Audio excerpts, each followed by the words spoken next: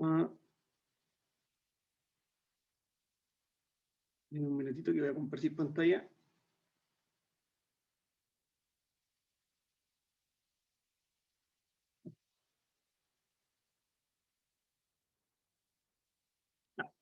¿Están viendo, cierto? Sí. Vale. Vale, entonces, estuvimos viendo la semana pasada lo que era la teoría atómica, ¿cierto? Hablamos sobre Dalton y los postulados que había hecho respecto a las observaciones y las mediciones que él había hecho, había realizado respecto a lo que era la materia, ¿cierto? En donde él decía que la materia estaba compuesta de átomos y este átomo era indivisible, ¿cierto? Y toda esa cosa. Después hablamos de el modelo atómico de Thomson y este budín de pasas, ¿cierto? Donde era una esfera o un budín donde tanto los protones como los electrones, ¿cierto? Protones positivos, electrones negativos, estaban ahí, digamos, dispersos por esta esfera, este budín de pasas. Gracias a Rutherford se pudo entender un poco más lo que era el átomo, ¿cierto? Y él decía que además de existir los protones y los electrones, existían los neutrones. Entonces existía un núcleo donde estaban los neutrones y los protones, y fuera de este núcleo estaban girando los electrones, un poquito como este esquema que estamos mostrando. Él lo demostró a partir de la irradiación de rayos catódicos, ¿cierto? Donde, como pueden mirar en el GIF, lo que se hacía era irradiar energía eléctrica, o sea, unos rayos, ¿cierto? A partir de una fuente, y esta lo que hacía era golpear una placa, y esa placa él observaba que habían luces o rayos, ¿cierto? Que iban en línea recta y de repente se posicionaban en distintas zonas. Si el átomo era macizo, no se podía desviar la luz, sino que tenía que rebotar. Pero por el contrario, él se da cuenta, como pueden ver en la imagen, es que algunos rebotaban, otros seguían en línea recta, por lo tanto encontró o descubrió que existía el núcleo y que ese núcleo era macizo, ¿no? Eh, y que el electrón era el que giraba, digamos, alrededor del núcleo, y que el núcleo estaba compuesto por la mayor masa del átomo, el que le da la masa al átomo. Bueno, esta cosa me falló. Dame un segundo. Bueno, siguiendo, el último modelo que revisamos la clase anterior fue el modelo atómico de Bohr, ¿cierto? Donde él enfatizaba que a partir de este modelo donde existía el núcleo, donde se encontraban los protones y los neutrones, ¿cierto? Y los electrones giraban, él comprendió y propuso que los electrones giraban en estas órbitas, ¿no? Como lo pueden ver en la figura. Entonces, y que estas órbitas existían niveles energéticos, o sea, no solo giraba alrededor un electrón, sino que podía girar en más de un sentido y en más de una posición, y esta iba a depender la energía, o esta le iba a dar la energía propia al átomo. Bueno, para un poco mostrarles y esquematizar un poco lo que ha podido hacerse respecto a la energía de los átomos y las técnicas de caracterización que las vimos en el trabajo anterior, que le hice buscar algunas, por ejemplo, esta el microscopio de barrido SEM, se ha podido descubrir un poco más cómo funcionan los átomos, la materia se comporta, ¿no? Cómo se partículas, cómo se pueden ver y cómo son algunas partículas y algunas moléculas y algunos incluso seres vivos, cómo son, digamos, su forma física, morfológica, a partir de irradiarles electrones. ¿Vale? Eh, Es así como existe una de las técnicas que se utiliza, muy conocida tanto en geología como en química, es el microscopio electrónico barrido-SEM, que consiste en irradiar electrones a una superficie y a partir de esa irradiación de esa superficie, lo que se crea es una imagen, así como lo pueden ver en el fondo en las pantallitas esas que ven. ¿Ya? Se pueden ver dos tubos, ¿cierto? Grandotes atrás en la pantalla, ¿cierto? En esta zona. La muestra se inyecta por acá, se ingresa por acá. Esto es una especie de recámara que se hace vacío y bueno, y a partir de estos dos tubos se irradia de energía, eh,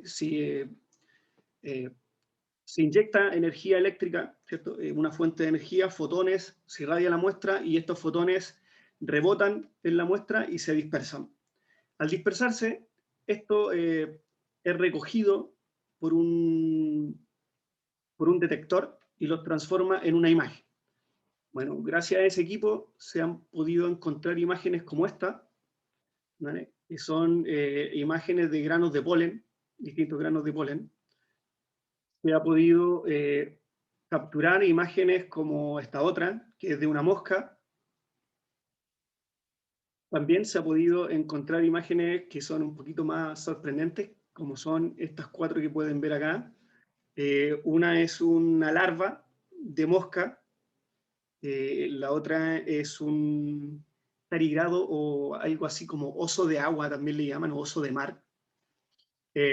Bueno, garrapatas, o perdón, ácaros y una pulga.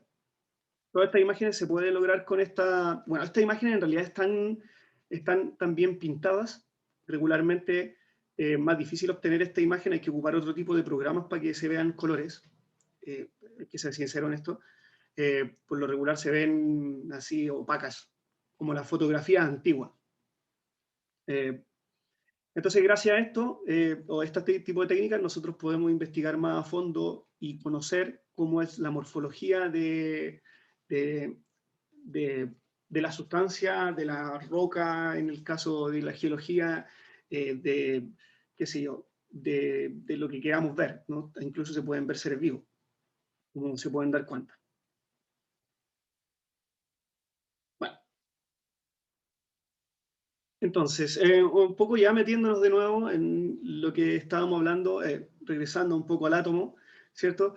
Nosotros vamos a tener, muchas veces vamos a encontrar que en las tablas periódicas, ¿cierto? Hay una X que puede simbolizar a un elemento. Supongamos que esta X es un elemento, cualquier elemento que sea.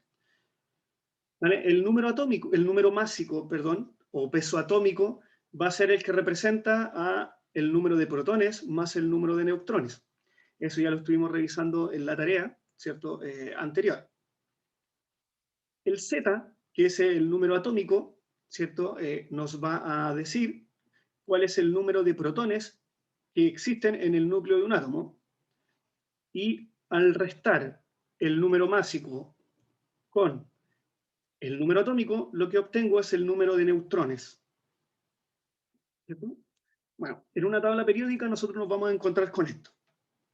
Es una tabla periódica muy común, en donde acá nos están ejemplificando que tenemos el oxígeno, ¿cierto? A modo de ejemplo, que tenemos el número atómico en esta zona acá arriba, el número, la masa atómica, ¿cierto? Por este otro lado, y el nombre del elemento. Y eso es lo que usualmente van a encontrar en las tablas, en las tablas periódicas de los elementos. Luego, más adelante, vamos a ver que no es la única información que vamos a obtener de ella, sino que están los radioatómicos, los pesos atómicos, están, digamos, la electronegatividad y una serie de cosas más que, que están agrupadas en esta tabla periódica. Bueno, si yo, a modo de ejemplo, quiero encontrar el número de protones, electrones y neutrones de estos átomos, lo que tendríamos que, por ejemplo, el hidrógeno tiene un protón, ¿cierto? Tiene un electrón y no tiene neutrones, ¿cierto? Lo podemos ver acá, que me dice que su peso atómico es 1 y su número atómico es 1, ¿cierto?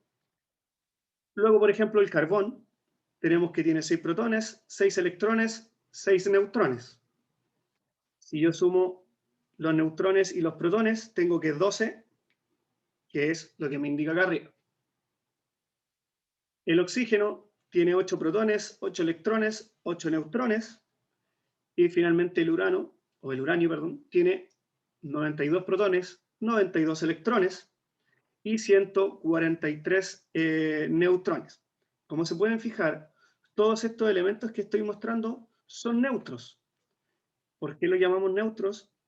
Porque tienen la misma cantidad de protones que de electrones. Los protones otorgan carga positiva al átomo y los electrones carga negativa. Entonces, si yo tengo misma cantidad de cargas positivas que negativas, el átomo es neutro, ¿vale? Sin importar el número de neutrones. Bueno, también estuvimos hablando sobre los isótopos. ¿Y qué eran los isótopos? Bueno, ya dijimos que los protones son los que le dan la identidad al átomo. Si yo tengo un elemento o dos elementos que yo quiero saber si son iguales, estoy hablando del mismo átomo o distinto, lo primero que tengo que mirar es el número de protones que tienen. Si ambos átomos tienen el mismo número de protones, estoy hablando del mismo elemento, sin importar cuánta cantidad de electrones o de neutrones tienen. Pero si el número de protones cambia en un átomo, lo que está pasando es que ese átomo cambió su propiedad, por lo tanto es otro elemento. ¿Okay? Bueno, cuando los átomos solamente cambian el número de neutrones, o sea, tienen un distinto A, lo que pasa es que se les llama isótopos. Por ejemplo, ahí hay un ejemplo de isótopos, ¿cierto? En el hidrógeno, donde tenemos el hidrógeno común, que lo tenemos comúnmente, o el que es más abundante, mejor dicho, en la naturaleza, que es el propio, que tiene un electrón, un protón y ningún neutrón. Cuando el hidrógeno tiene un neutrón, se llama deuterio, y como pueden ver, el número de protones no cambia. Tampoco ha cambiado el número de electrones. Y cuando tiene dos neutrones, este se llama tritio. ¿Ok? Estos hidrógenos existen en la naturaleza. Los isótopos existen en la naturaleza. Claramente hay uno que tiene más abundancia y los otros están en menos cantidad. Esto lo podemos ver en el caso del carbono. Existen 3 tipos de isótopos del carbono: el 12, el 13 y el 14. Carbono 12, carbono 13, carbono 14. Bueno, el Z de este elemento, en todos ellos es 6. Tiene 6 protones. Pero el número de neutrones que tiene, en el caso del carbono 14, son 8 neutrones, en el caso del carbono 13 son 7, y en el caso del carbono 12 son 6 neutrones. Y en los 3 casos, el número de electrones también es el mismo, 6, por lo tanto sigo hablando de que es un átomo neutro. Ahora, en la existencia o la abundancia que estos carbones están en la Tierra, el que tiene más abundancia es el carbono 12. Y es el que nosotros miramos en la tabla periódica. El que la tabla periódica nosotros vamos y nos dice cuál es el número, el peso atómico del carbono, nos dice que es el 12, ¿vale? Que es en su cantidad o en el porcentaje digamos, de encontrarlo, o la cantidad en que se encuentra en la Tierra es sobre el 98%, casi el 99%. Luego viene el carbono 13 con 1,11% y el carbono 14 que se puede decir que son trazas, eso quiere decir que es poquito, menos del 1%. ¿Ok? Bueno, pero todos estos carbonos existen. ¿Ok?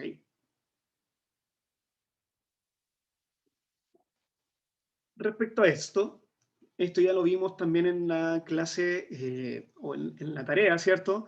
Donde veíamos distintos elementos y lo que nos daban era el Z y el A y nosotros teníamos que encontrar el número de protones, de neutrones y de electrones, ¿cierto?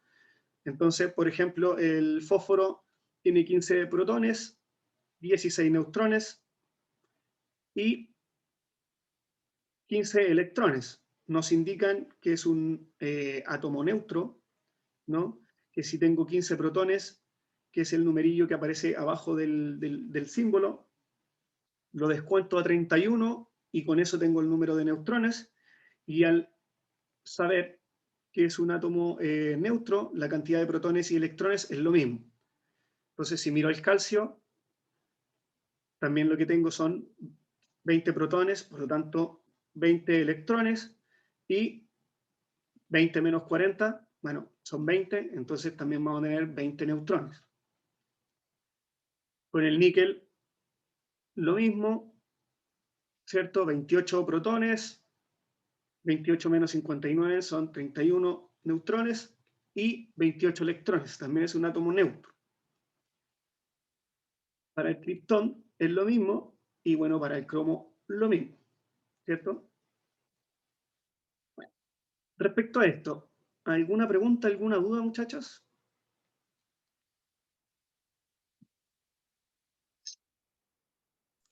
Nada, profe. Ok.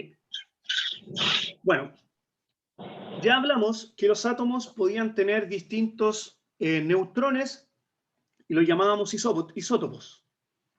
Hablamos de que si un átomo cambiaba su cantidad de protones, se le llamaba de otra forma, ¿no? ¿Por qué? Porque cambiaba el elemento.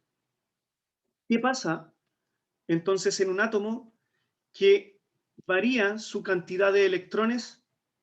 Por ejemplo, como sale en la imagen ahí en el meme, dice, bueno, uno le dice al otro, oye, he perdido un electrón.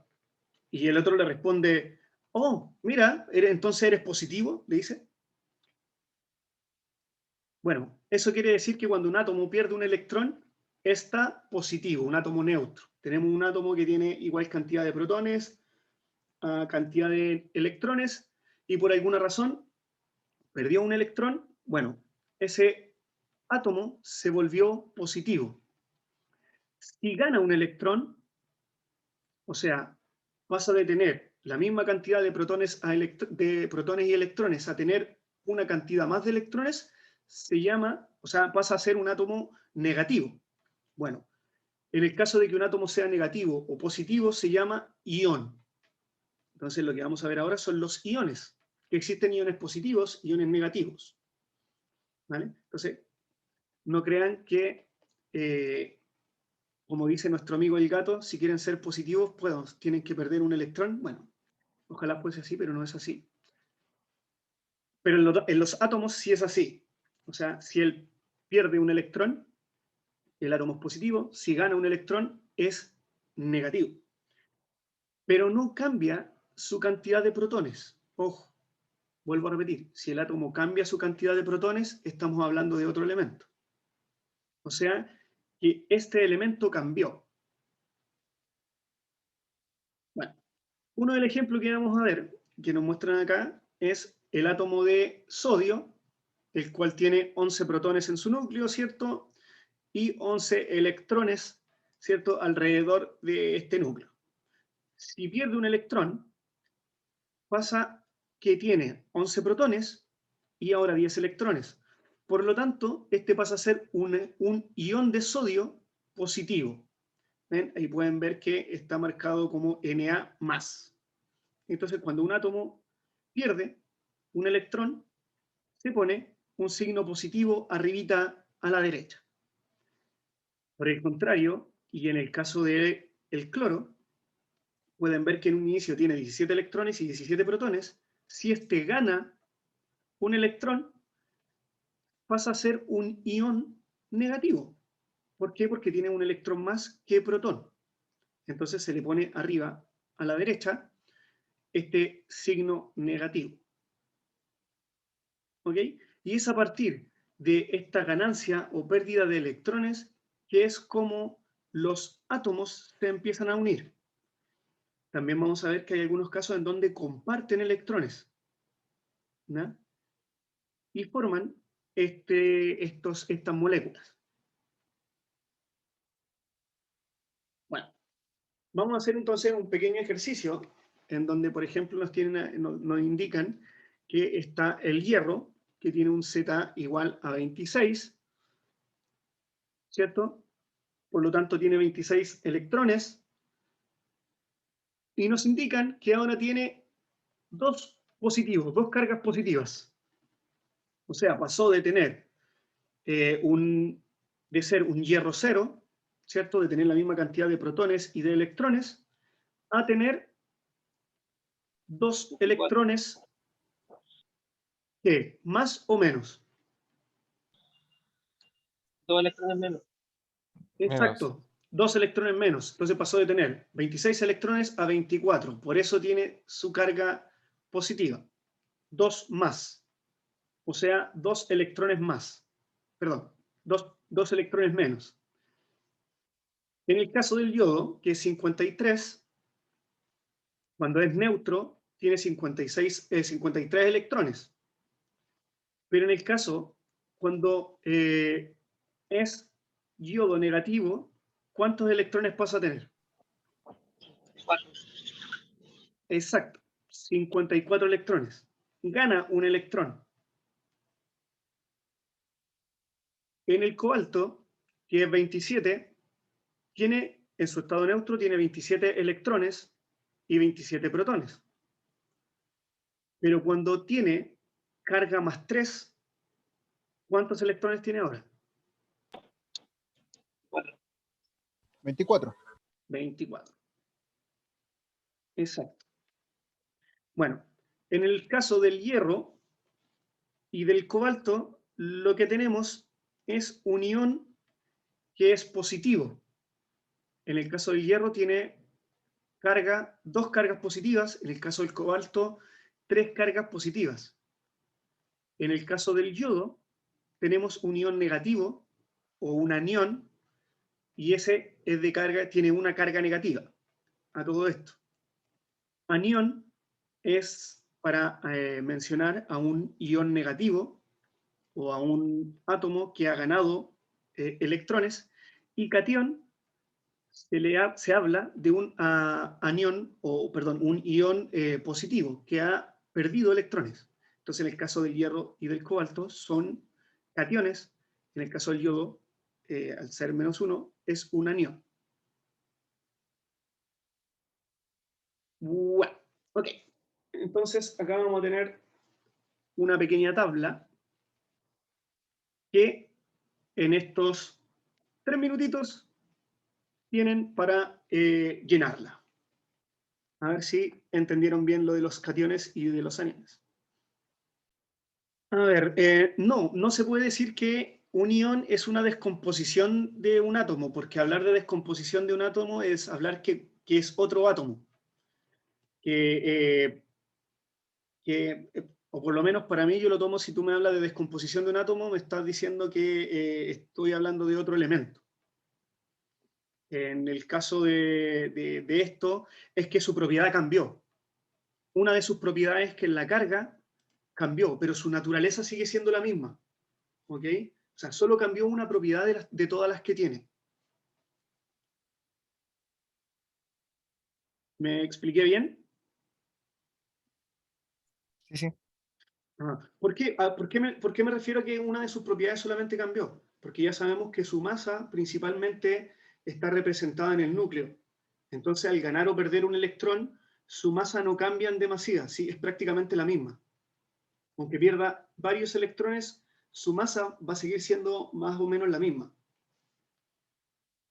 Y su energía va a cambiar un poco, pero no totalmente. O sea, la esencia del átomo se va a mantener, por así decirlo.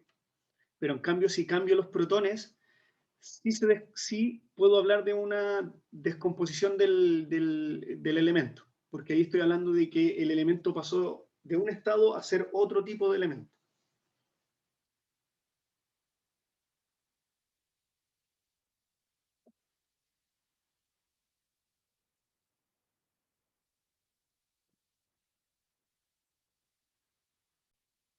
Bueno, ya, veamos el primero entonces. Tenemos entonces el símbolo P, ¿no?, del fósforo, que tiene 31 es su peso atómico, ¿cierto? Y su Z es 15, y nos dicen que tiene 3 cargas negativas. Entonces, ¿cuál vendría siendo su carga neta?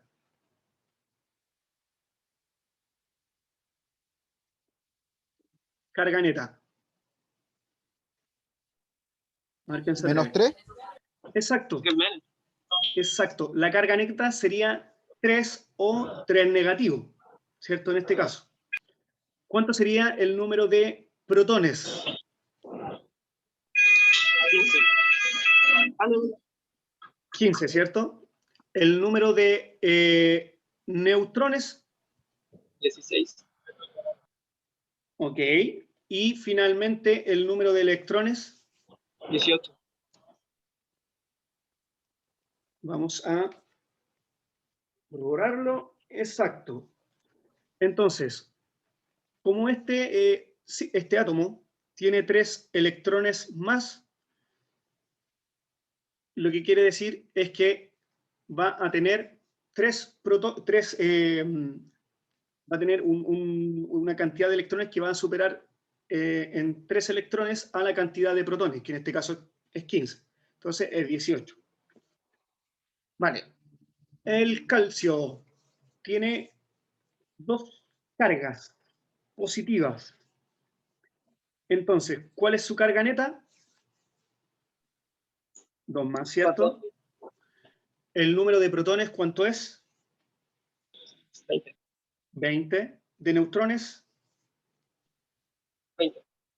exacto. Y ahora, de electrones, 18. 18. Ya habíamos visto en los ejemplos anteriores que el calcio tenía 20 protones, el átomo neutro de calcio tenía 20 protones, 20 neutrones y 20 electrones. En este caso, como tiene carga positiva, es un catión y tiene 2 cargas positivas, lo que está diciéndome es que ha perdido 2 electrones, por lo tanto pasó de tener 20 a tener 18. ¿Vale?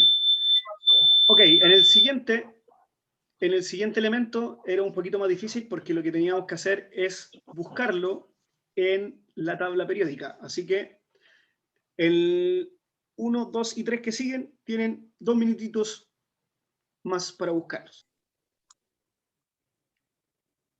Entonces, en el caso del átomo o del tercer átomo que está en la tabla, lo que pueden hacer es buscarlo en la tabla periódica, simplemente sumando los protones y los neutrones. Y ahí van a encontrar su peso atómico, su masa atómica, y lo pueden encontrar.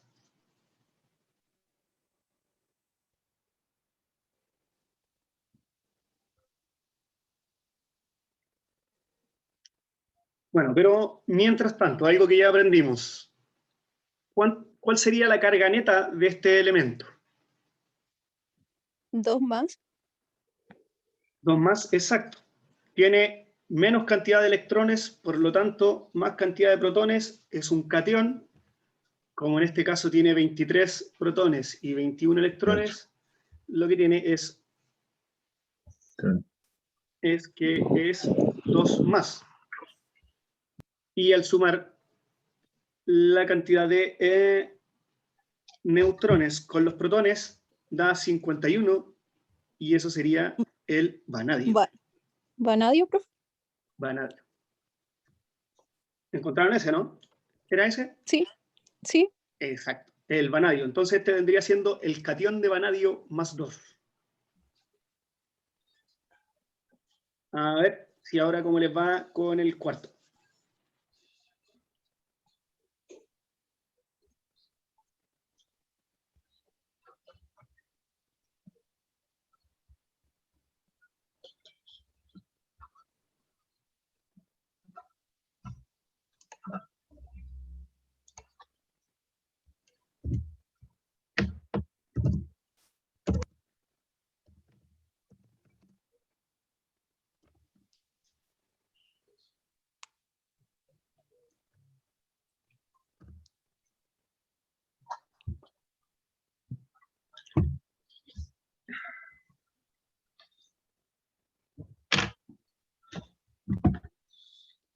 ¿Ya? ¿Les dio cuántos protones?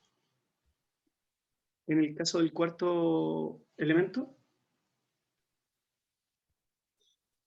¿Cuántos protones? Tiene 36 electrones. 34. Exacto. En este caso serían 34 protones porque tiene 2 electrones de más y estaríamos hablando de el selenio. ¿Selenio? El selenio, exacto. Selenio menos 2. Ahora sí tenemos los 34 y sumamos 45, lo que tenemos son 79, ese es su peso atómico, o su número atómico. Bueno, para el siguiente, para ir haciéndolo un poquito más corto, lo que tenemos es 28. ¿El níquel, profe? Así era, así es, el níquel más 2. El siguiente, que es el cromo, ¿cuántos protones? Este está fácil, ¿cuántos protones tiene? 24. 24, ¿cuántos neutrones? 28. 28, electrones, 21. 21 exacto, y la carga sería 3 más. 3 más. Y ahí lo tendríamos. Luego en el siguiente, ¿alguien ya lo encontró? ¿El cromo? Ah, no, ese es el cromo. La plata. Plata, a ver. Así es, estamos hablando de plata con carga positiva. Posteriormente, el que sigue vendría siendo El estaño. el estaño, así es, con carga positiva, 2 cargas positivas, o sea, con 2 electrones menos. Luego, ahora sí lo dijeron por ahí delante. Arsénico. Ah, no, antes dijeron antimonio, si no me equivoco. Y finalmente helio. ¿Ok? Estos serían entonces el ejercicio de ejemplo, donde podemos ver a partir de la falta o ganancia de electrones, cómo cambia el nombre, o sea, cómo se forma el catión o el anión de un elemento, ¿cierto? No se preocupen por aprenderse los nombres ahora, pero sí ocúpense de aprendérselos, ¿vale? Por lo menos de los más importantes. El calcio, el níquel, no, el cromo, la plata. Y ya los vamos a estar explicando por qué, en el caso, por qué los nombres, digamos, se designan con estos símbolos y nosotros los decimos de otra manera. Por ejemplo, la plata se escribe AG porque se encontró o fue descubierta en Argentina y se llama Argentium, ¿vale? Y así hay otros elementos que también lo han denominado o lo han nombrado dependiendo del lugar de donde lo hayan encontrado o descubierto. ¿Alguna duda con esto, muchachos? De los cationes y los aniones. Yo, profe, quiero ser súper sincera, no entiendo, entendí cuando está el símbolo, pero no entiendo cuando no está el símbolo, cuando no tiene la información, no lo entiendo, nada. No. Nosotros tenemos, en el fondo, un elemento que puede tener 3 estados. Entonces, por ejemplo, lo voy a denominar X al elemento. Si mi elemento no tiene ningún número o no tiene asignado ninguna carga, yo lo considero como un átomo neutro. ¿Ya? Y este tiene asignada alguna carga negativa acá arriba, estoy hablando de un ión o un anión, un elemento negativo. Y si tiene un signo positivo arriba, lo que estoy hablando es de que es un elemento positivo, es un catión. Dependiendo si tiene más de una carga negativa o una carga positiva, va a ir cambiando el número que va acá arriba. Por ejemplo, esto me está diciendo que hay 2 cargas negativas y que hay 2 cargas positivas. Entonces, como yo sé que el número de protones no cambia en ningún elemento, por ejemplo, vamos a tomar al calcio. Si este fuera el átomo de calcio, yo tendría que el Z sería 20. O sea, el número de protones siempre va a ser 20. El número de neutrones tampoco va a cambiar. ¿Por qué no va a cambiar? Porque ya hablamos que si cambia el número de neutrones, estoy hablando de un isótopo. Por lo tanto, el peso atómico, si estoy hablando del calcio, en todos los casos va a ser 40. ¿Vale? Recuerda. Y este son protones, este de arriba son protones más neutrones. Y como este otro simbolito de acá, puede ser negativo, positivo o cero, como lo he denotado acá, o no llevar ningún valor, lo que me está indicando es que si es positivo, negativo o neutro. En el caso neutro, los protones van a ser igual a los electrones. En el caso de que sea negativo, los protones van a ser menos que los electrones. En este caso, lo que podemos también decir es que como el protón es positivo, el electrón es negativo, el protón es positivo, el electrón es negativo, en este caso, al tener un número 2, me está diciendo que hay 2 electrones más que protones.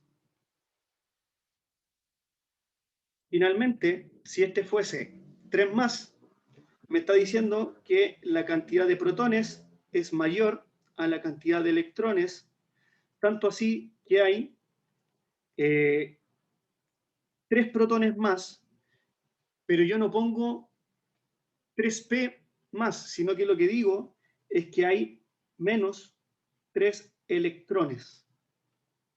¿Por qué? Porque en todos estos casos la cantidad de protones es la misma. En todos casos hay 20 protones. ¿Se entiende ahora? Ah, sí, entiendo. Gracias. Ok. Vale. ¿Quién más tiene dudas sobre esto? ¿No hay más? Vale. Vamos a ver si ahora esto... Ya, ahora sí me hizo caso. Bueno. Además de que se investigó en esta época la teoría atómica, lo que ayudó también a encontrar en esta búsqueda de saber de qué estaba compuesta la masa, la invención de la balanza nos permitió, además de comparar, ¿se acuerdan que lo estábamos mencionando en la clase pasada, que Dalton pesaba elementos y él proponía más o menos a partir de una idea de cuánto pesaba una masa con respecto a esta y proponía, bueno, esta tiene 2 átomos de tanto, un átomo de tanto, otro átomo de esta otra cosa, y en base a eso lo iba comparando. Bueno, eso lo permitió hacer la balanza. También lo que permitió a Dalton efectuar en su estudio fue la estimación de las leyes ponderales, ¿vale? Que son básicamente 3 leyes que nos permiten discriminar o nos permiten inducir a partir de lo que las investigaciones de Dalton, cómo es la formación de las moléculas, o sea, cómo se van uniendo o cómo permite que los átomos se unan para formar moléculas. Además, la invención de la balanza, le permitió a Anthony Lavoisier, a partir de la combustión, ¿no? Y la variación de la masa de un elemento, permitió eliminar o descartar ciertas teorías como lo era la del flogisto, ¿no? Que decíamos que antiguamente se decía que los elementos cuando se combustionaban, lo que liberaban al aire, ¿cierto? Era flogisto. Bueno, y Anthony Lavoisier dijo que eso no existía, sino que lo que liberaban era energía. Bueno, un poco volviendo a lo que estábamos hablando de los postulados de Dalton, ¿cierto? Que fue el que retomó esta cosa de que la materia estaba compuesta de átomos, que 2 átomos distintos se podían mezclar, ¿cierto? Se podían fusionar y podían formar un compuesto, y gracias a eso se podía realizar una síntesis o descomposición de una molécula, ¿cierto? A partir de esto, y además de que estos átomos se podían unir en cantidades distintas, como lo muestra la imagen, ¿no? Por ejemplo, un átomo de A con B, un átomo de A con 2 de B, o 2 de A con 1 de B. Bueno, estos postulados que al principio se pensaron que eran bien básicos, permitieron también hacer otras, formular otra hipótesis, y con ello se llegó a las leyes ponderales. Entonces, la primera ley se habla o trata de la conservación de la materia, la segunda habla de proporciones definidas, o sea que una molécula se va a unir siempre en proporciones definidas, y a su vez los átomos se pueden unir en proporciones múltiples, como se pueden dar cuenta, tanto la ley B, o la ley 2 y la ley 3, están directamente relacionadas con lo que propuso Dalton, e incluso la primera ley también está directamente relacionada con lo que propuso Dalton en su enunciado. Bueno, entonces, la ley de la materia, o la ley de conservación de la materia, simplemente postula que la materia no se crea ni se destruye, solo se transforma.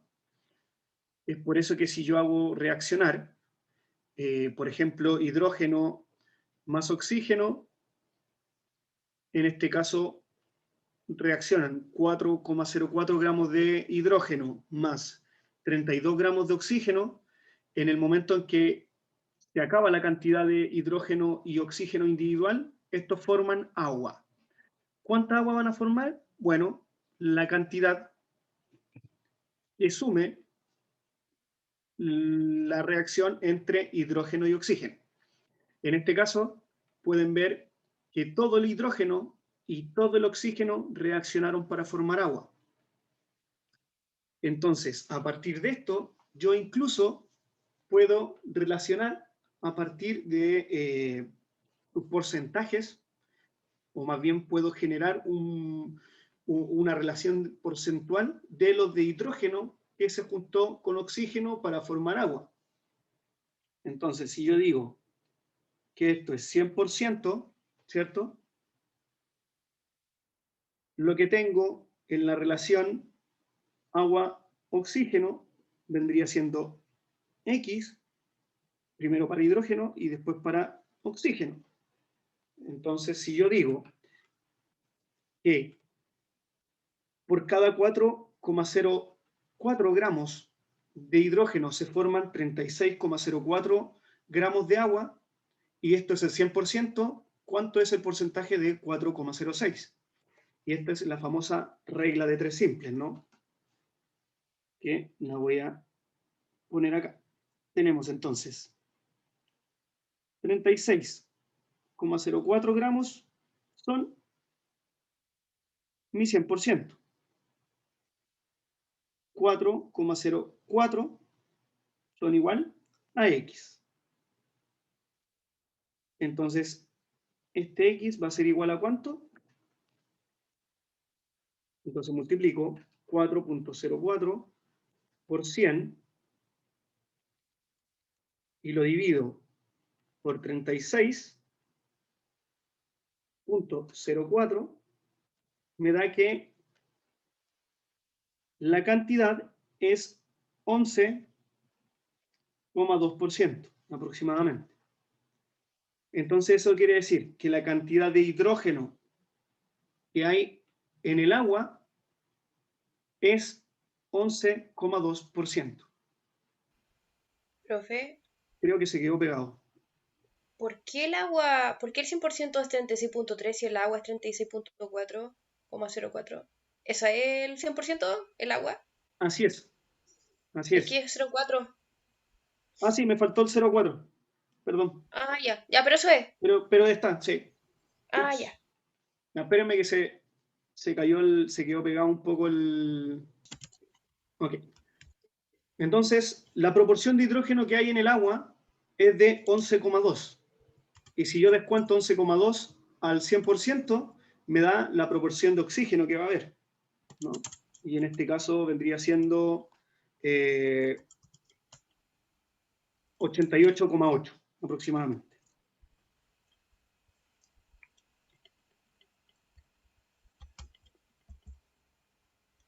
¿Ok? ¿Se entiende?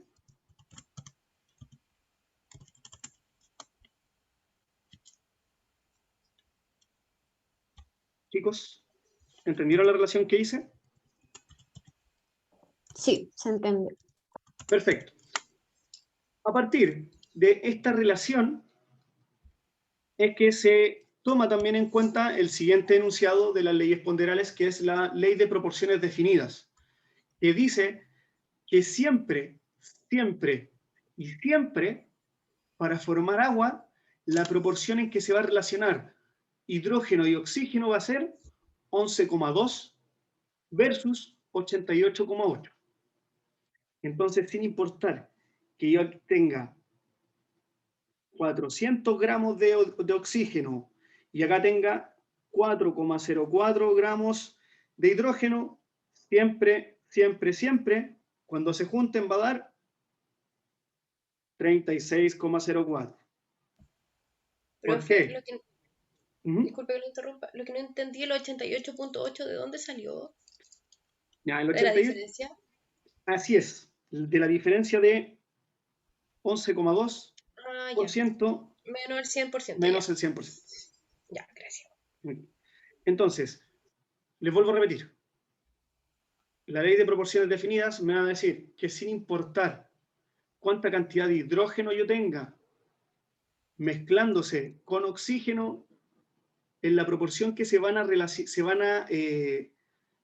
formar agua, va a ser en 11,2 y 88,8. Entonces, como les dije, aunque yo tenga 400 gramos de oxígeno y tenga 4,04 gramos de hidrógeno, siempre se va a formar 36,04 gramos de agua. ¿Por qué? Porque en este caso, lo que me va a limitar que se siga ocupando oxígeno es el 4,04 gramos de hidrógeno. Voy a poner otro ejemplo. Denme un segundito, permítanme. ¿Por qué nos va a limitar el hidrógeno? Ahora les explico eso. Ya, lo voy a anotar. Porque en este caso en especial, en realidad, nos va a limitar el hidrógeno porque yo dije que habían 400 gramos de oxígeno. Como la relación siempre va a ser 11,2% y 88,8%, para que todo el oxígeno se utilizase, yo tendría que decir 400 gramos de oxígeno tienen que estar en una cierta cantidad de hidrógeno, que en este caso vendría siendo el 11,2%. ¿Se entiende? O sea, si yo tengo 400 gramos de oxígeno, eso tiene que equivaler al 88,8% del agua.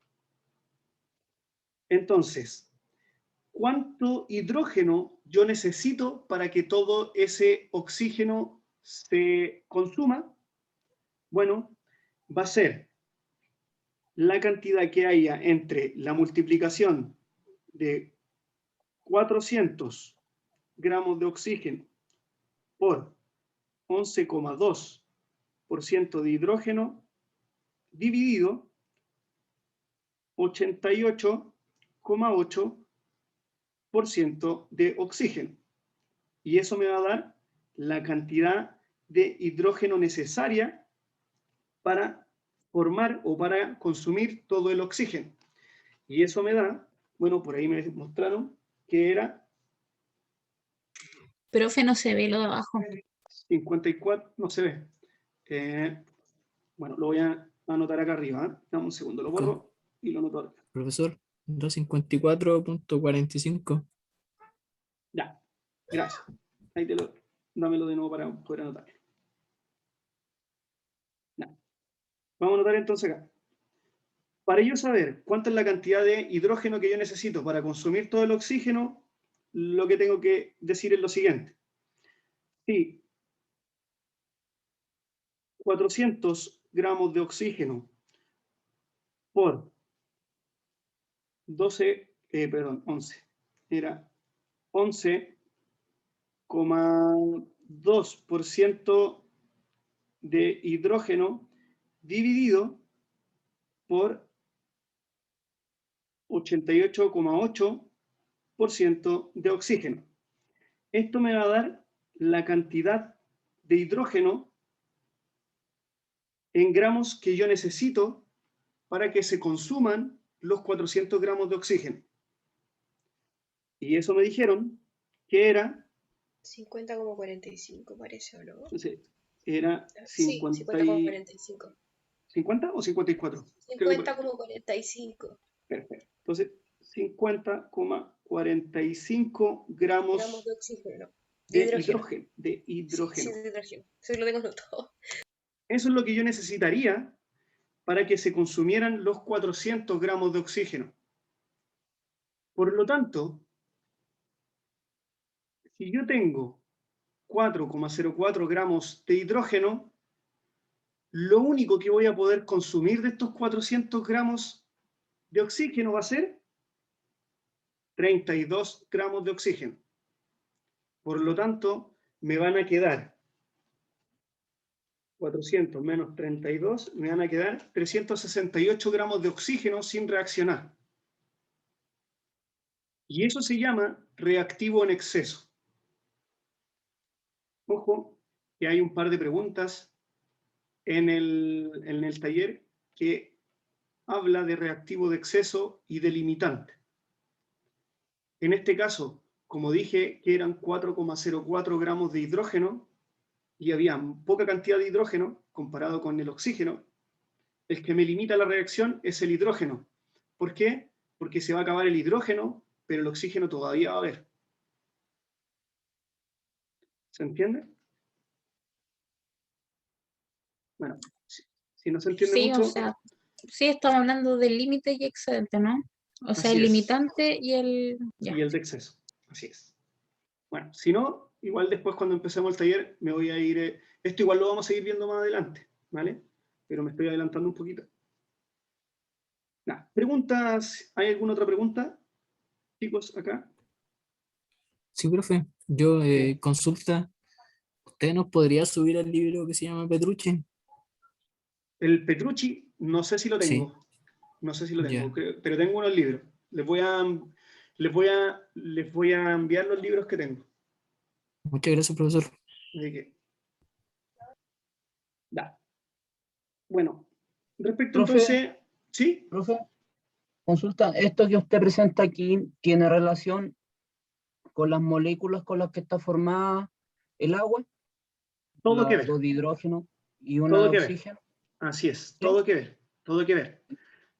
Primero, nos dice la ley ponderal de conservación de la materia, es que la materia no se crea ni se destruye, por lo tanto, cuando yo mezclo dos elementos, lo que van a dar es un tercero, pero no es que se destruyen, sino que se están transformando. O sea, a partir de dos elementos, yo obtengo una molécula, pero los Y elementos entonces, siguen existiendo.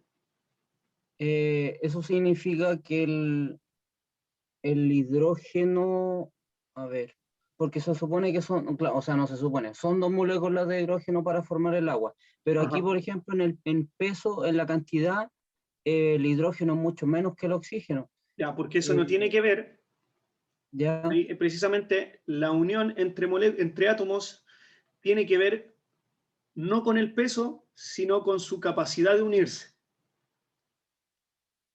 ¿Entiende? El hidrógeno es un átomo ya. súper pequeñito, por lo tanto pesa poco, comparado con el oxígeno que pesa más. Entonces la relación de masas entre hidrógeno y oxígeno, aunque uno esté 10 átomos de hidrógeno, y si hay 5 de oxígeno, siempre va a pesar más el oxígeno. Por lo tanto, la relación de masas tiene que ver con eso, ¿no? Estamos hablando de masas ¿ya? Ah, ya, ok. Pero siempre la cantidad de átomos que se van a unir van a ser 2 de hidrógeno y 1 de oxígeno, porque es así como se forma el agua. Y esa es la siguiente ley ponderal, que es de proporciones definidas. O sea, siempre va a haber una proporción definida en la cual se van a unir los átomos de A y los de B para formar un compuesto. En este caso, ya había adelantado un poco al decir que siempre en el caso del agua se va a relacionar 11,2% de hidrógeno versus 88,8% de oxígeno. ¿Se entiende? Y la forma de sacar este porcentaje lo pueden hacer, como yo lo mencioné adelante, con esa regla de 3 o haciendo como nos muestran acá, que esto sería, volvamos de nuevo al hidrógeno, nos decían que era, por ejemplo, ya, pensemos en el hidrógeno primero, era 4,04 gramos, ¿cierto? Dividido la suma de las masas de átomos de A y de B, en este caso hidrógeno y oxígeno. Esta cosa creo que de nuevo se quedó pegado. Un poquito lento. No vamos a esperar. Pero lo que pregunta el compañero igual tiene relación, porque si yo sumo las masas de los reactantes, me tiene que dar la masa en la proporción del reactivo final. Más lo que se pierde, etcétera, etcétera, etcétera. Pero masa. No relación de átomos. Ah, no, pero es que hay, claro, no hay una relación directa, o sea, para Ajá. hacer esa equivalencia, pero sí yo la puedo sacar de átomo a masa y de masa a átomo. Sí, Los exacto. gramos mol después. Sí, claro, sí. Sí, pero ahí te estáis adelantando un poco, por eso estamos yendo de a poquitito y estamos viendo primero esta parte. No sé por qué esta porquería se está... Perdónenme, pero esta cosa se está cayendo.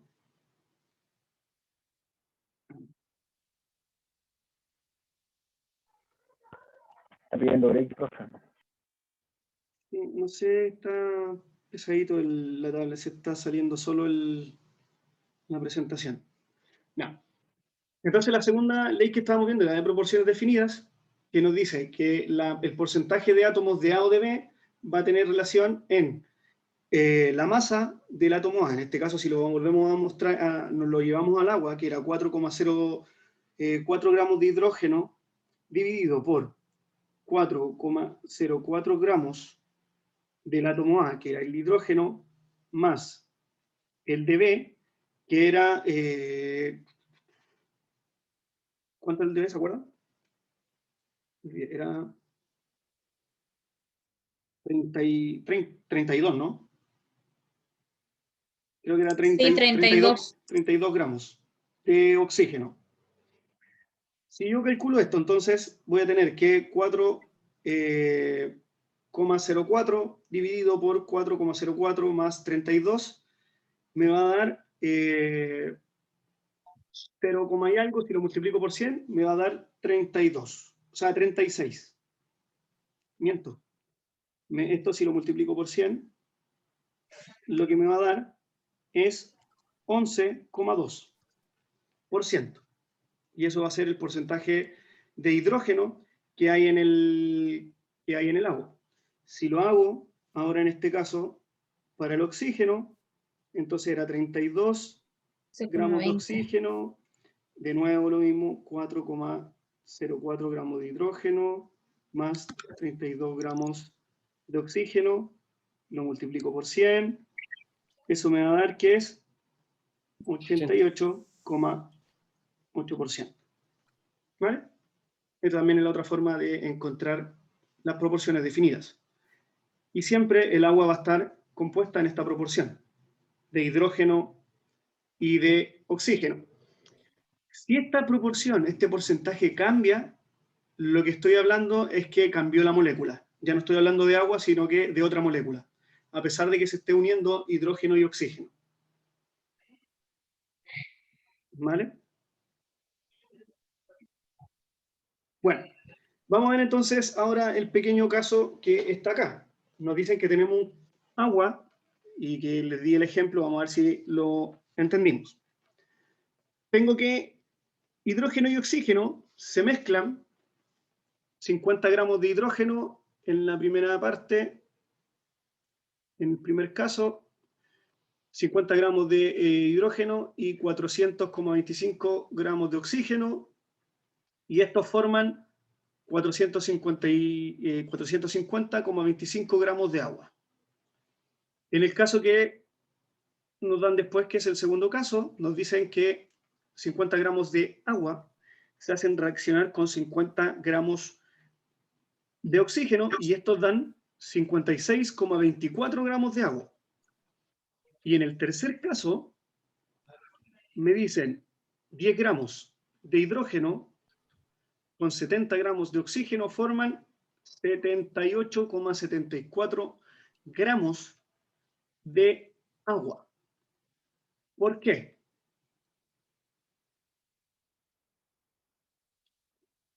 Porque si yo varío las concentraciones, las cantidades de oxígeno y de hidrógeno, me varía la de agua y no se suman todas, como en el primer caso.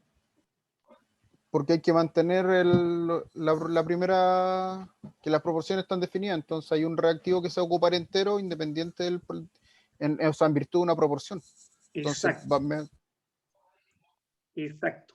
En el primer caso, volvemos al ejemplo que habíamos comentado. Tenemos que el 11,2% aproximadamente de hidrógeno se mezcla con 88,8% de oxígeno, y así forman 100% de agua.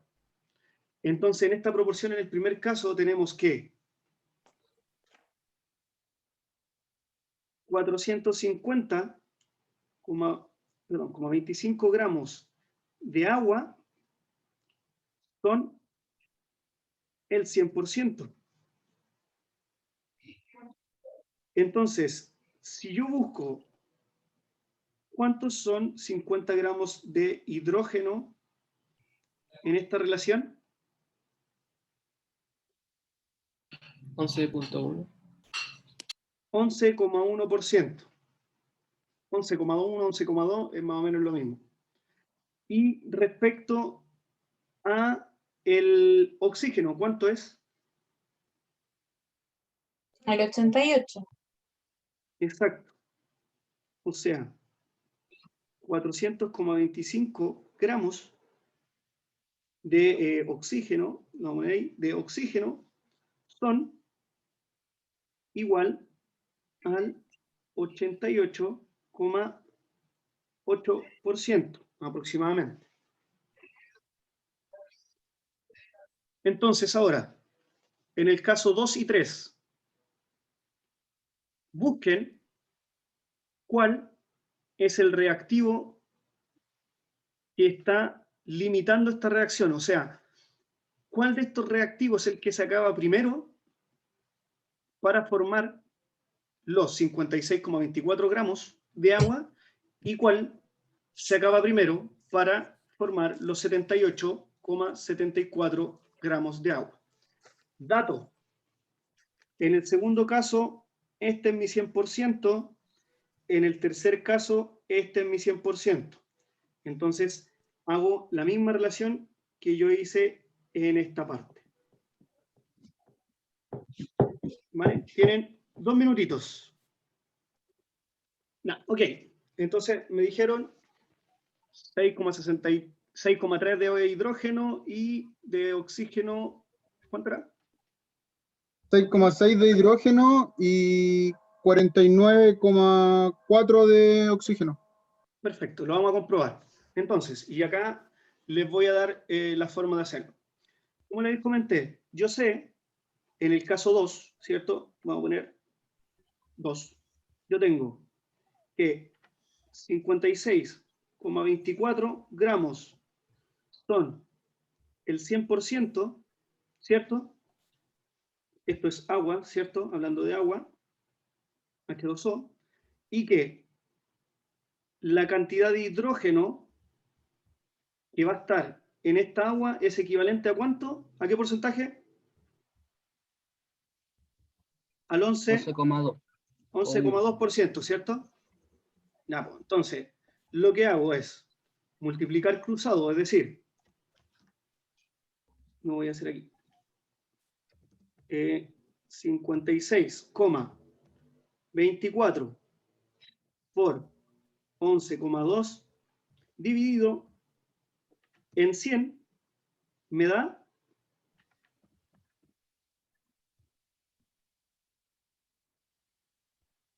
¿Te lo puedes sacar, por favor? 6,3. 6,3.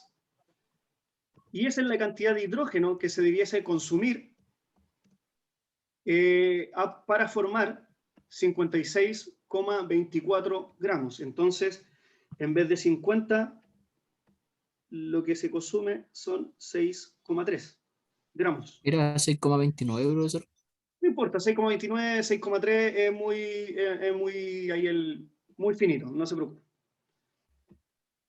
Ahora, si yo lo hago esta vez para sacar el oxígeno, otra vez utilizo ahora otra cantidad.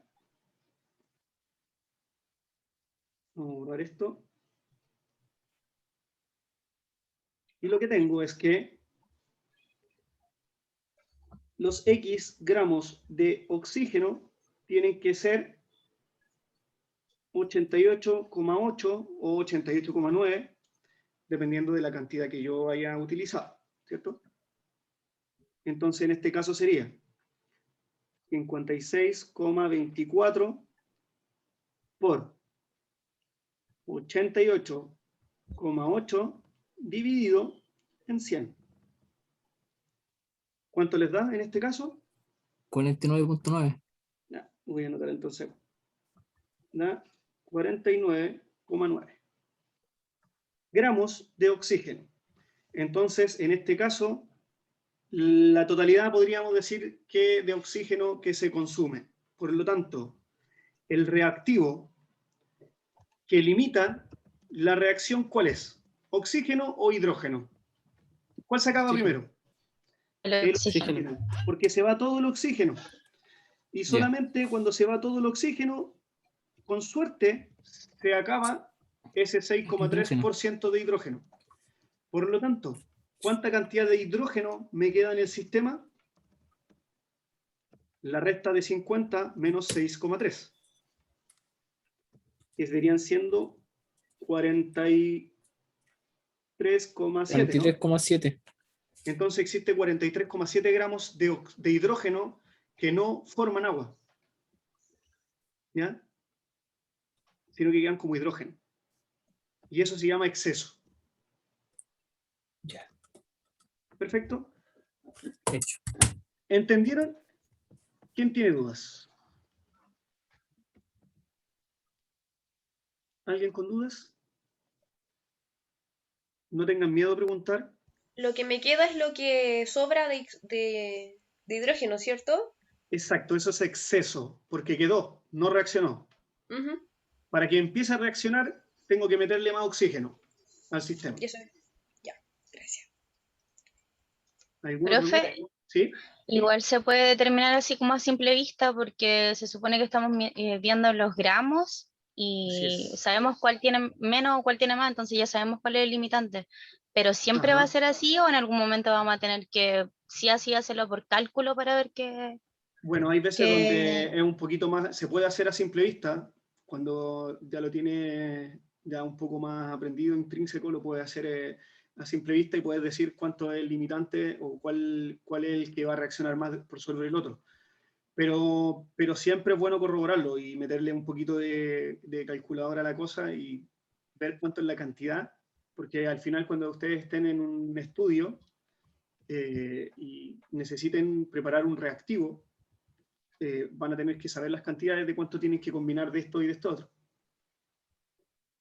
para obtener o aprovechar al máximo sus reactivos, ¿no? Pero bueno. Ahora calculen el 3 y me dicen qué les da. Ok. Entonces, como dicen ustedes, en el caso 3 tendríamos entonces hidrógeno, ¿cuánto? En el caso 3 era 8,82. 8,8 más. 8,8 aproximadamente gramos. Y en el caso del oxígeno, 69,92. 69,92, o sea, prácticamente se consume todo el oxígeno, y cuando se consume todo el oxígeno, vuelve a consumirse una cierta cantidad de hidrógeno y no todo, ¿no? Pero la proporción sigue siendo la misma.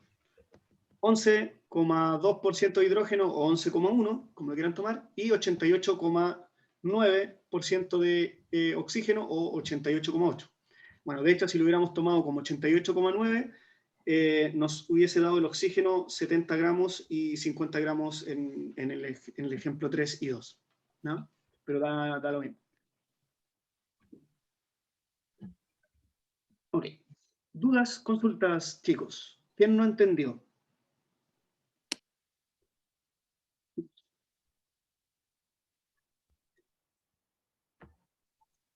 Profe, Christopher. Perdón. ¿Quién? Christopher que me está escribiendo, perdón. Ya, ok, Christopher. El 69,9 correspondía en el caso 3 al 70%, a los 70 gramos de oxígeno. Bueno, lo voy a hacer de nuevo en el caso 3 para que lo entiendan. Entonces, otra vez tenemos que 78,74 gramos de agua es el 100%. Vamos a ir al oxígeno, entonces, que nos dicen que es X gramos de oxígeno tienen que ser dentro de este 100%, 88,9. Vamos a ponerlo 88,9 en este caso para que podamos corroborar que prácticamente era lo mismo. Bueno, al hacer el cálculo, entonces, lo que tengo es, multiplico 78,74 por 88,9, multiplico cruzado, ¿vale? Como lo había hecho antes, o sea, 78,74, multiplicado 88,9, y esto dividido por 100 me da 70 gramos de oxígeno. O sea, en ese caso se consume los 70 gramos de oxígeno. Ahora, si yo hago el cálculo para el hidrógeno, yo tenía que 78,74 gramos de agua era mi 100%, X gramos de hidrógeno va a ser mi 11,1%. Y en este caso, entonces yo voy a tener que 78,74 por 11,1 dividido en 100 me da, ¿cuánto era? No me acuerdo, perdón. ¿Me lo pueden repetir? 8, algo, ¿no? 8,8 parece. Yo lo saqué con 11,2 y me salió 8,8 gramos de hidrógeno. Aquí va a dar 8,9. 8,8. Bueno, 8,8, 8,9, por ahí está. Entonces eso quiere decir que de hidrógeno no se gastan los 10 gramos, sino que se gastan solo 8,9. Entonces, si yo resto 10 gramos que tengo de hidrógeno menos los 8,9,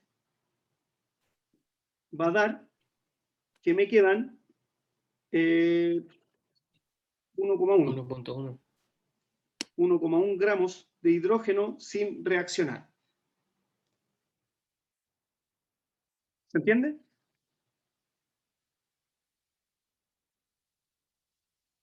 Chicos.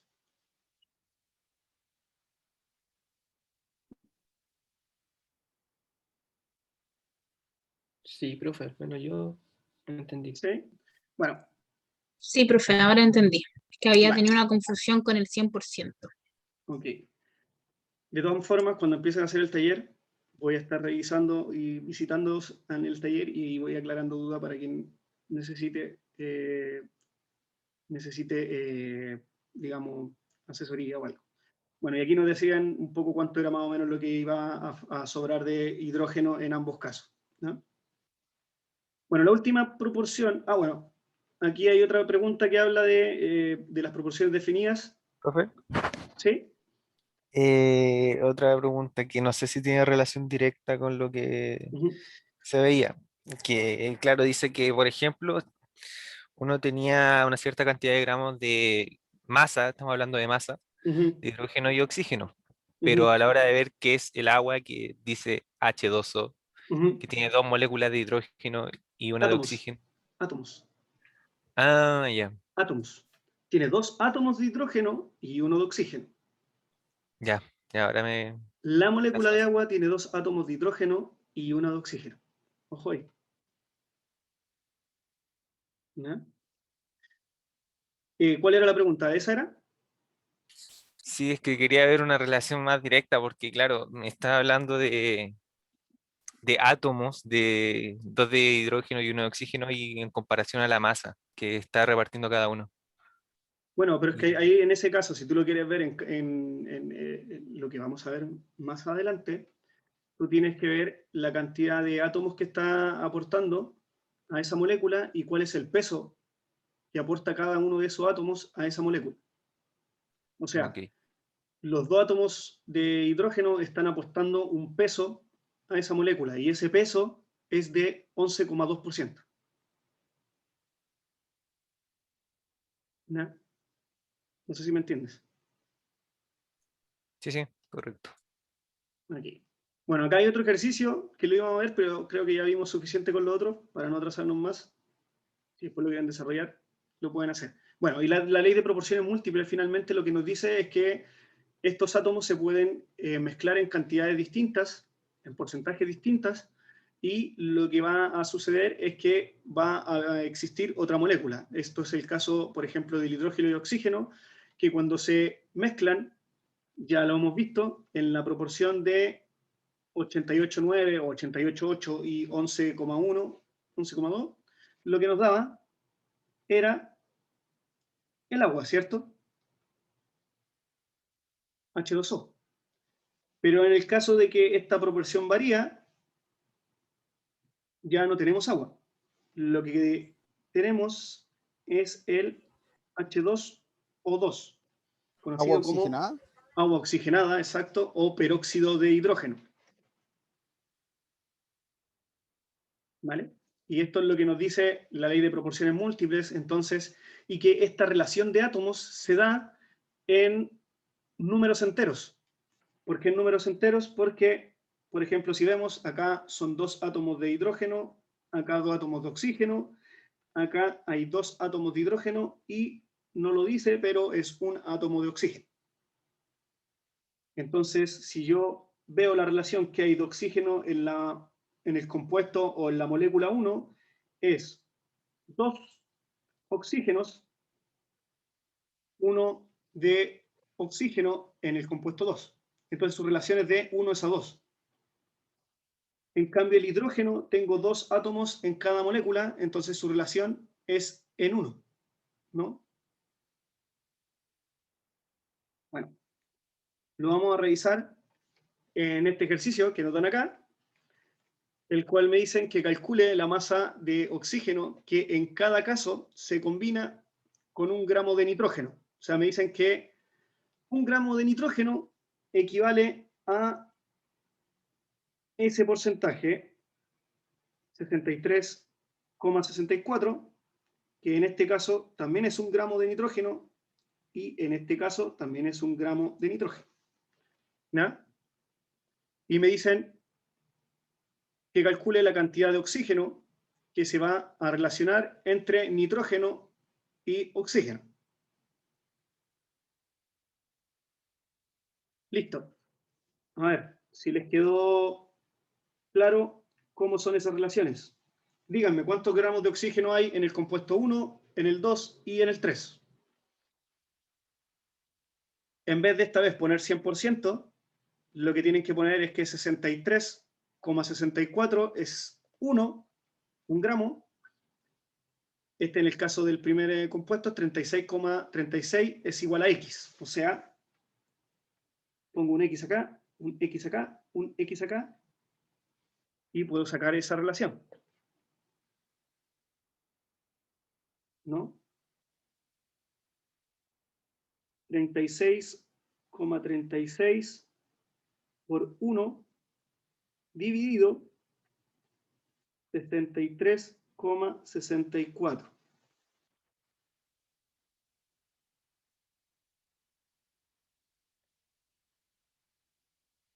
De 0,57 gramos.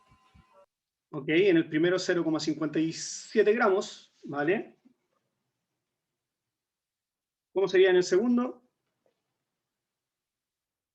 Otra vez, multiplico cruzado, 53,33 multiplica en 1 y se divide por 46,66.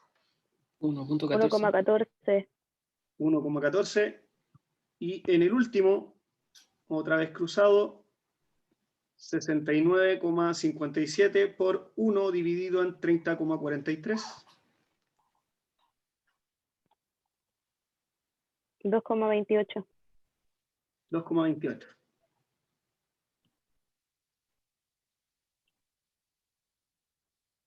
Bueno, lo vamos a revisar acá. Tengo entonces, si yo quiero averiguar la proporción de oxígeno-nitrógeno, lo puedo hacer también de esta otra manera.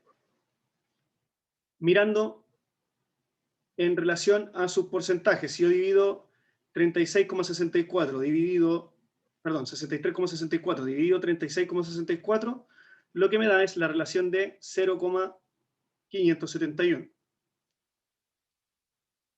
Eso me quiere decir que por cada gramo de nitrógeno tengo 0,571 gramos de oxígeno. La otra forma era lo que yo les decía.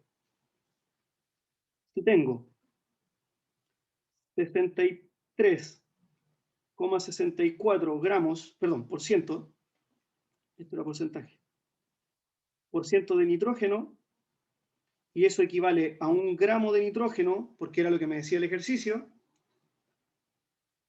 el 36,36% de oxígeno va a equivaler a un X. Y ese X es igual a 0,571 gramos.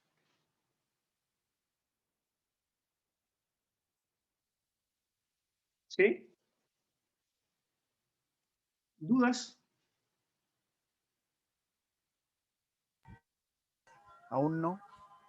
Ok, entonces la relación que hay entre nitrógeno y oxígeno en el primer compuesto es que por cada gramo de nitrógeno se mezcla 0,57 gramos de oxígeno. ¿Vale? Que en el fondo es esta relación que está acá arriba. Para el segundo, lo que voy a tener es otra vez puedo hacer lo mismo. Hacer esta regla de 3 que le he enseñado o utilizar la relación que estaba acá al principio en el ejercicio, ¿no?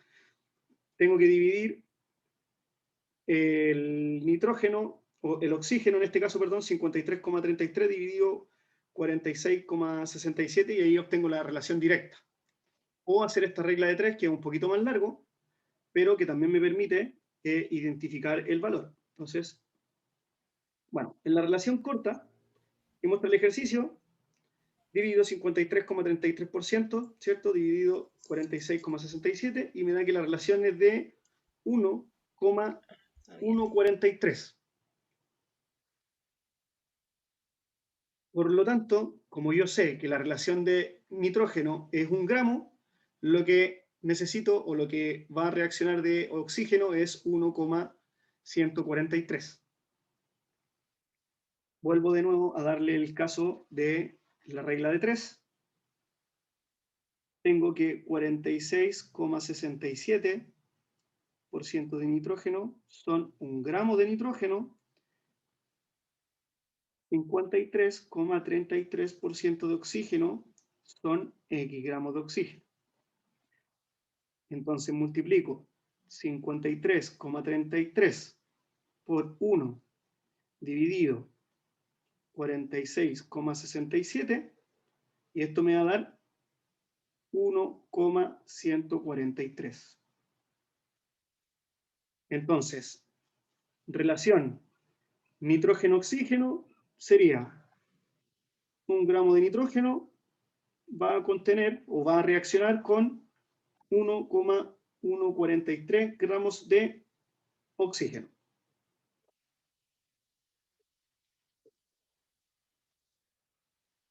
Denme de nuevo otro.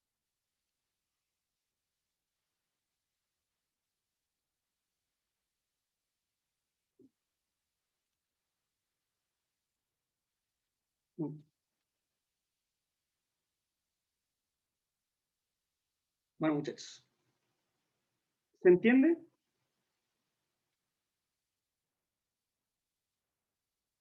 Me gustaría saber por qué es 1 gramo de nitrógeno. Porque la pregunta nos decía, en la pregunta inicial nos decían que era 1 gramo que tomáramos 1 gramo de nitrógeno. Ah, ese es el dato. Ese Ya. es el dato, exacto. Ya, ok.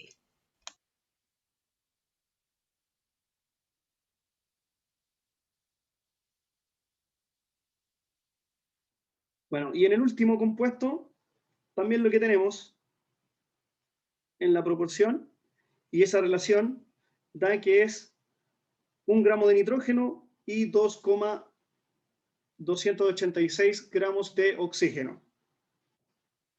Sáquenlo con la regla de 3 y corrobórenlo, por favor.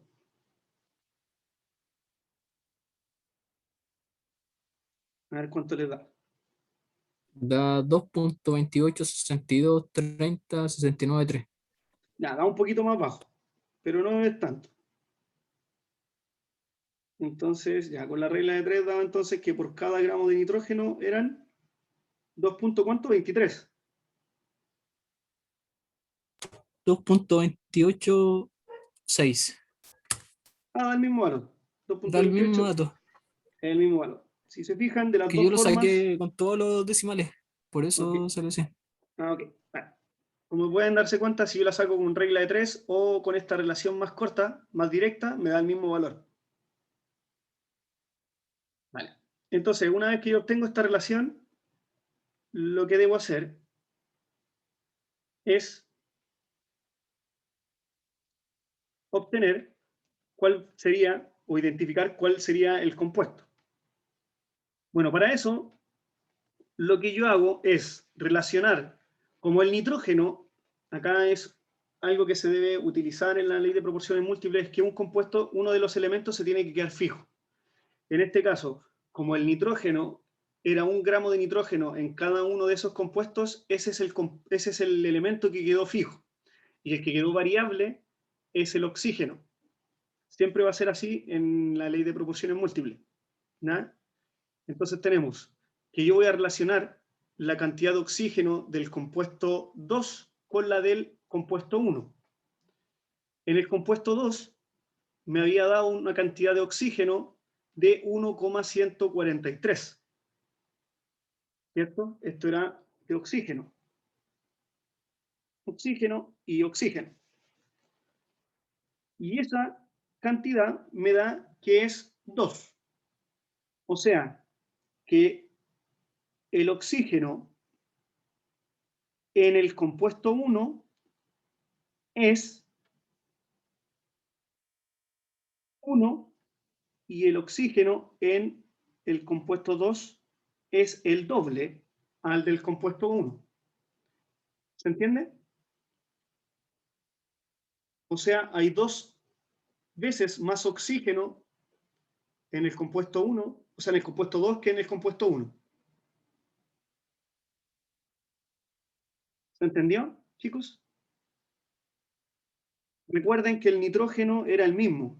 Entonces, por ejemplo, la cantidad de nitrógeno, bueno, aquí voy a poner oxígeno.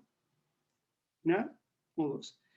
Si yo pongo la cantidad de nitrógenos en la relación de compuesto 2 versus compuesto 1, lo que tenía era que era 1, era 1 gramo y 1 gramo, porque nos decía el ejercicio. Entonces esta relación es de 1.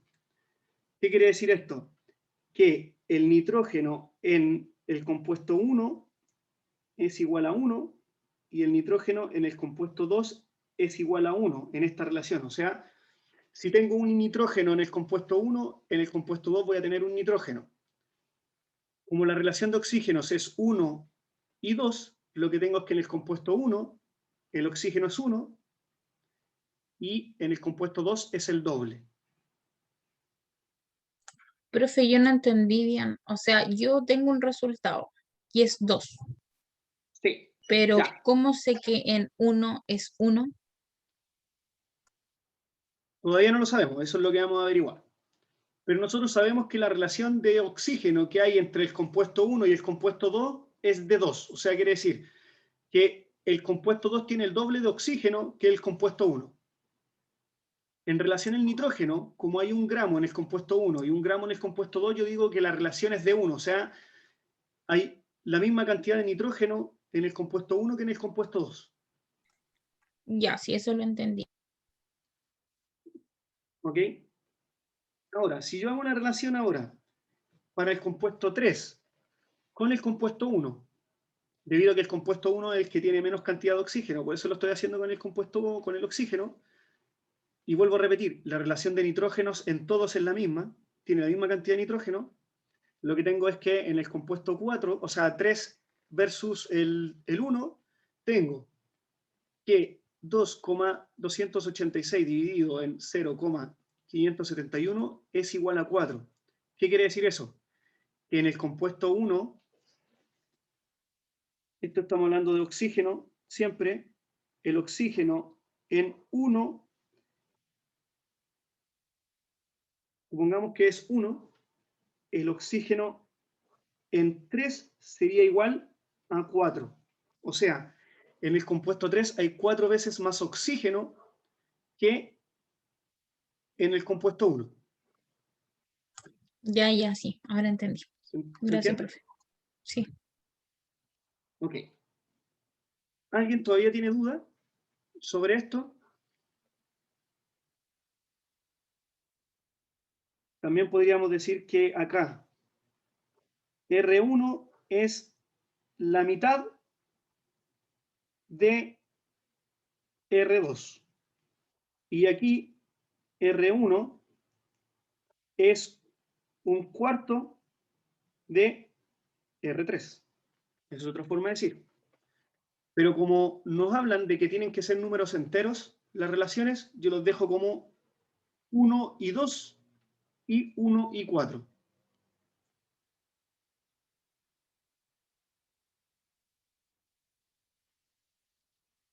¿Se entiende, chicos? ¿Alguien tiene dudas?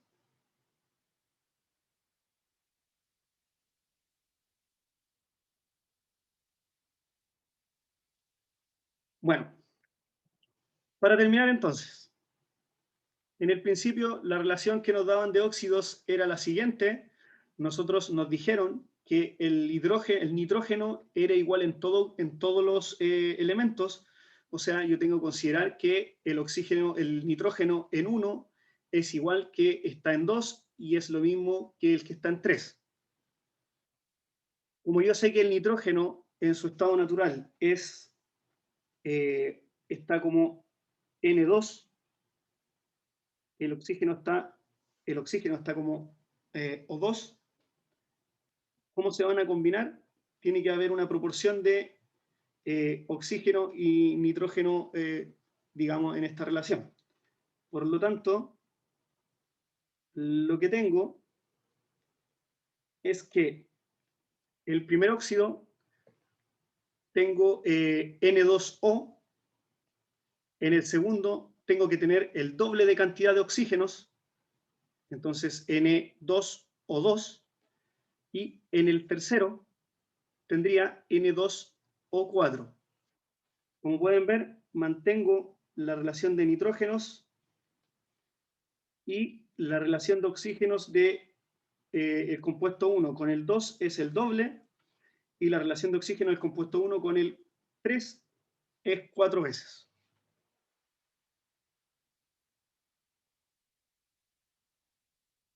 ¿Ok? ¿Se entiende, chicos?